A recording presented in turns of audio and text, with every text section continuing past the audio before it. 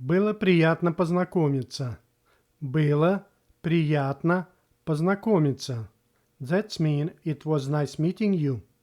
This form of farewell is used mainly at the conclusion of a business, formal or regular meeting, and also emphasizes your courtesy and commitment to a good manner. Было приятно увидеться. Было приятно увидеться. That means it was nice seeing you. The expression is used in the same way as the above form of farewell, at the time of the completion of a business meeting, business negotiations, or during a regular meeting.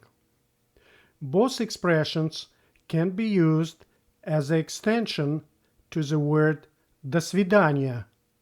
Here's an example. До свидания. Было приятно познакомиться. До свидания. Было приятно увидеться.